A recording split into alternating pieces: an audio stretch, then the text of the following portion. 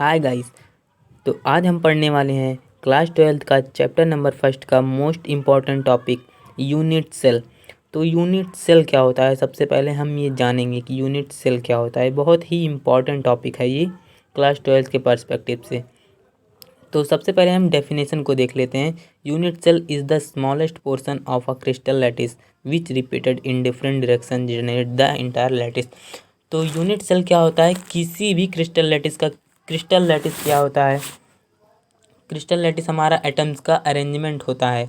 Atoms का arrangement होता है किसमें, स्पेस में। जो क्रिस्टलाइन सॉलिड्स होते हैं उनके पार्टिकल्स का स्पेस में अरेंजमेंट होता है, वो क्या कहलाता है, क्रिस्टल लैटिस। तो यूनिट सेल हम जान लेते हैं क्या होता है। Unit cell is the smallest portion of a crystal lattice.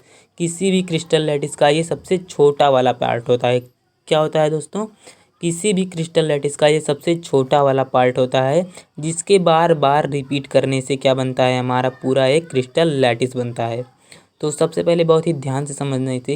Unit cell is the smallest portion of a crystal lattice. किसी भी क्रिस्टल लैटिस का ये क्या होता है, सबसे स्मॉलेस्ट पोर्शन होता है। क्रिस्टल लैटिस का क्या होता है, सबसे स्मॉलेस्ट पोर्शन होता है, जिसके बार बार रिपीट करने से क्या बनता है, हमारा पूरा क्या बनता है, पूरा पूरा हमारा बनता है क्रिस्टल लैटिस बनता है।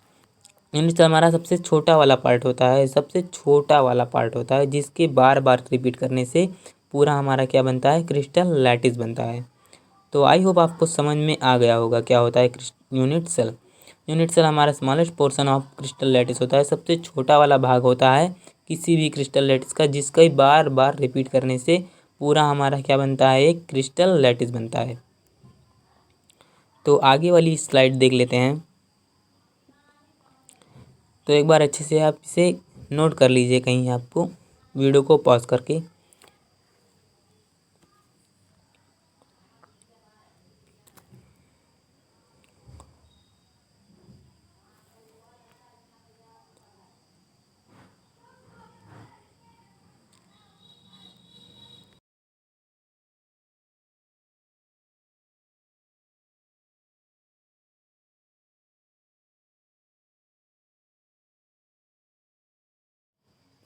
तो आगे देख लेते हैं हम। तो इसमें क्या दिया गया है, हमें एक अच्छे से बताया गया है कि यूनिट सेल होता क्या है। फिगर आप अच्छे से समझिए, इसे आप अच्छे से देखिए और समझिए। तो in this crystal lattice a cell is repeated and we find a whole crystal lattice. इसमें क्या हो रहा है कि एक क्रिस्टल लैटिस है, जिसके बार बार रिपीट करने से in this crystal lattice a cell, इस क्रिस्टल लैटिस में एक सेल है जो बार बार रिपीट कर रहा है, और उसके बार बार रिपीट करने से हमें क्या मिल रहा है, एक पूरा क्रिस्टल लैटिस मिल रहा है।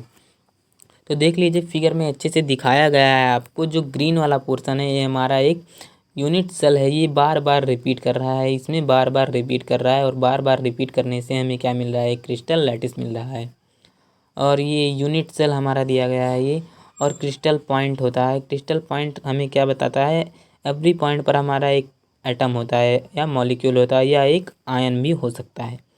तो इन दिस क्रिस्टल लैटिस एक सेल है जो बार बार रिपीट कर रहा है, और उसके बार बार रिपीट करने से हमें क्या मिल रहा है, एंटायर क्रिस्टल लैटिस मिल रहा है। तो आगे देख लेते हैं how to define a unit cell.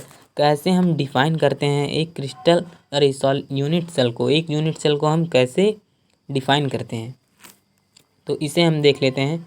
A unit cell is characterized by 6 parameters. किसी भी यूनिट सेल को हम 6 पैरामीटर से कैरेक्टराइज करते हैं कि वो कैसा यूनिट सेल है। उसके इसी 6 पैरामीटर्स के बेसिस पर हमने यूनिट सेल की क्लासिफिकेशन करते हैं। तो सबसे पहले होता है ABC, जो लेंथ होता है ABC, ये जो यूनिट सेल की जो हमारा एज होता है, इसके लेंथ को हम ABC से प्रदर्शित करते हैं। और जो इनके बीच में ABC के बीच में अल्फ़ा और बीटा के AB के बीच में जो बनता है, अल्फ़ा बनता है। जो एंगल्स बनते हैं इनके बीच में, यूनिट सेल के बीच में जो एंगल्स बनते हैं, उन्हें हम अल्फ़ा, बीटा और गामा नाम के से जानते हैं। तो इन्हीं 6 पैरामीटर से हम क्या करते हैं, किसी भी यूनिट सेल को कैरेक्टराइज करते हैं। सबसे पहले हम ABC, ये हमारा एज लेंथ होता है, किसी भी यूनिट सेल का एज लेंथ होता है। और अल्फ़ा, बीटा, गामा उनके बीच में बनने वाले एंगल होते हैं, उसे हम अल्फ़ा, बीटा, गामा कहते हैं।